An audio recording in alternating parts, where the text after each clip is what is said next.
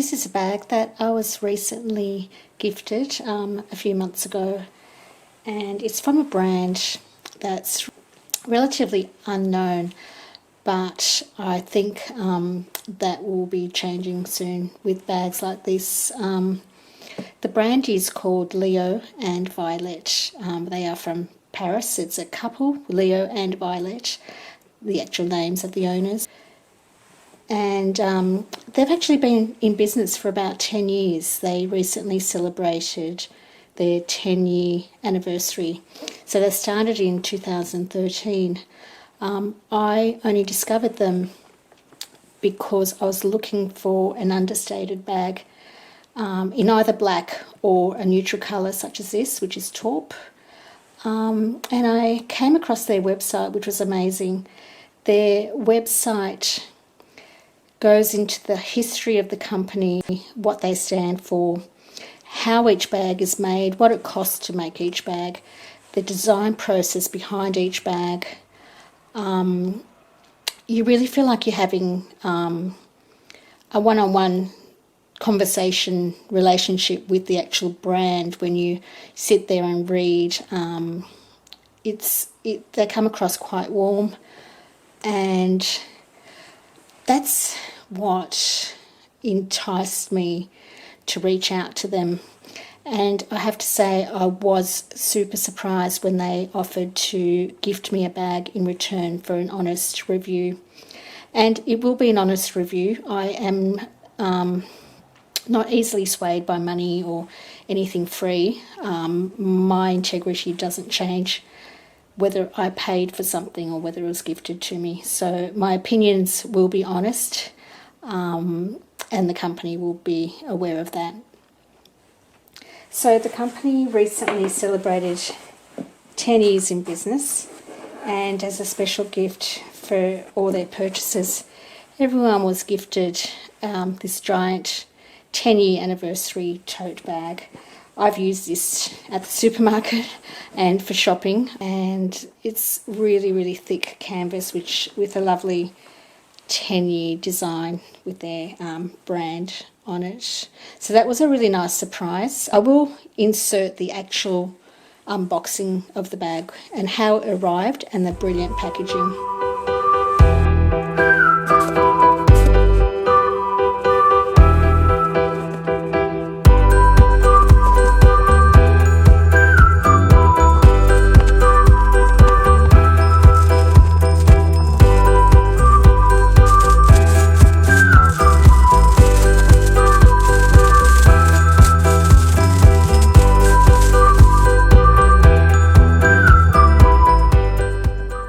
So the bag is made from calf leather, and it's not really grainy, but it's not completely smooth either. It's I'm trying to see if the camera picks up. You can see it there. It doesn't scratch easily, but it's not a full grain leather. It's actually quite nice, quite elegant. The colour is taupe, as I said, and it is very similar to the colour of a Celine bag that I quite like, but I am not in the habit of spending thousands on handbags. Now the bag is structurally beautiful. It's quite compact. I'll put the measurements in the video soon. The opening of the bag has this unique brass closure, which is quite distinct. The bag has 3 different compartments, as you can see there, and there is also an opening on the back. These 2 leather straps here, they do move around. The strap is completely adjustable. It can be worn on the shoulder or crossbody. That is in the longest setting for the crossbody option.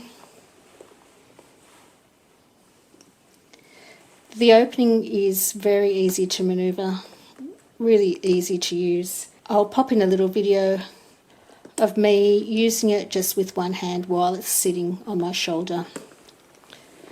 The turn lock is solid, and it's actually quite a very clever design. It opens both ways, so like that, or to the right.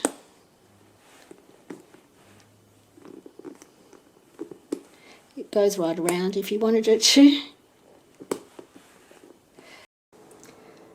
The brass closure is such a unique feature of the bag, together with the leather straps here, and it's so easy to use. It literally is just a loop that goes over a little hook here, and goes over that,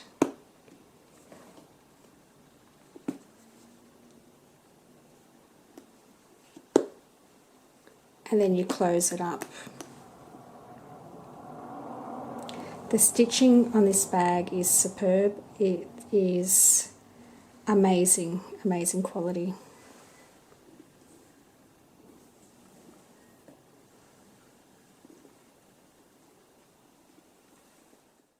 When you open it, the interior flap of the bag is the same calfskin leather, and inside it's actually suede lining. So we start with the first pocket, which is more of a slip pocket. That's that front section here. This is a main compartment, and within the main compartment there is there's a brand there, their brand, let me just get that in, embossed there, and there's another pocket. The good thing about the inside pocket, it has a little press start, so a lot of bags, especially smaller bags, when they have these inside pockets without any closure or zipper, they actually interfere in placing things inside the bag because they gape open, but this one has the press start, which is great. And another great feature which I like is the pocket has a little gusset on one side and it's completely flat on that side, so you can put something a little bit bulkier in there. And there's also a back pocket, which at the moment I've just got my keys in there. So in all, it's actually got 1, 2, 3, 4, and a back pocket. The back pocket has a little magnet closure there. I'm just going to change the lighting. I just have a different setting on at the moment so you can see the accurate picture of the bag. And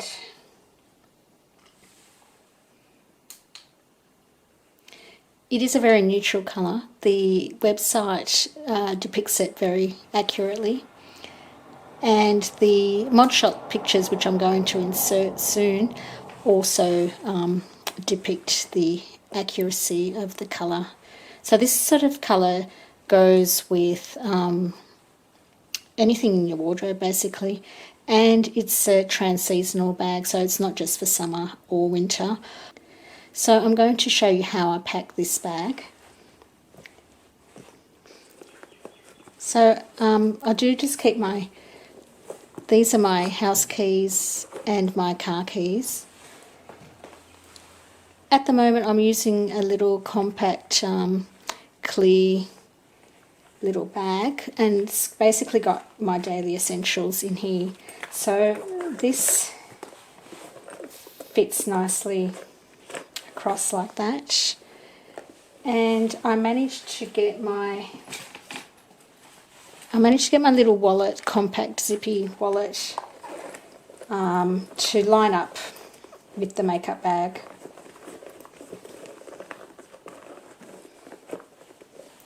So they fit nicely like that, and then my phone fits behind that.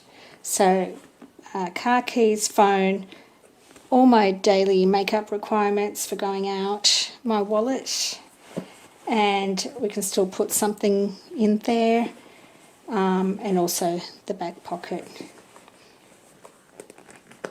And that closes up nicely.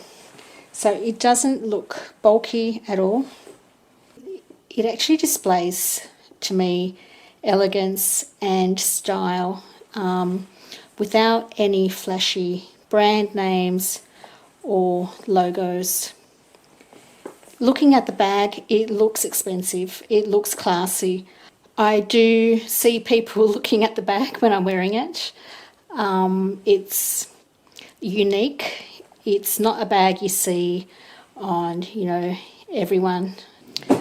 So in inches, it's about 8 inches across, and in centimetres, that's about 20 centimetres. In the height, in inches, approximately 6 inches or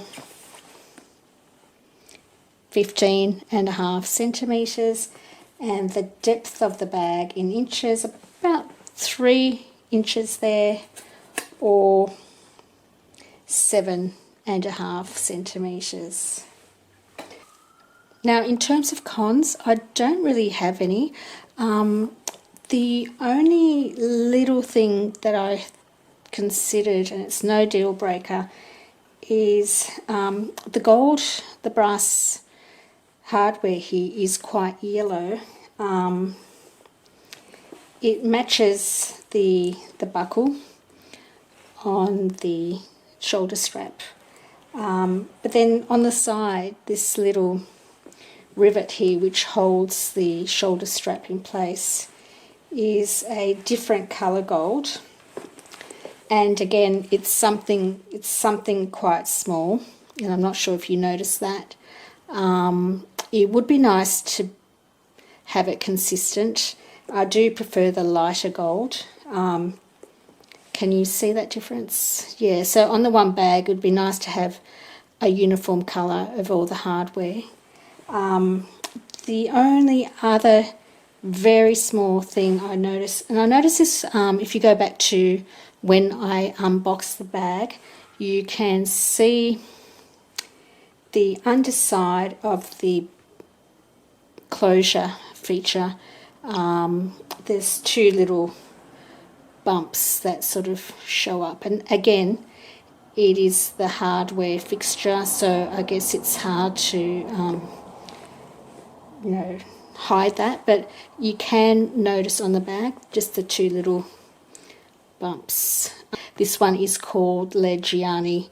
I was looking originally at another bag, and I'll just pop it in here, and I've actually used this bag for about 5 months now, and when I say use, I mean literally on a daily basis. And the only sign of wear that I've had in the 5 months or so that I've been using it is just a little bit of creasing here, and I think that's because that's the side, when I carry it crossbody, that's the side that's always against my body, so that may be the reason that's got that crease there. Other than that, the bag literally looks new. The quality is amazing. They are designed in France. Everything is made in Italy or Spain. This one is made in Italy, and they are handmade, so I really think it's worthwhile spending a little bit more to get the quality and the uniqueness.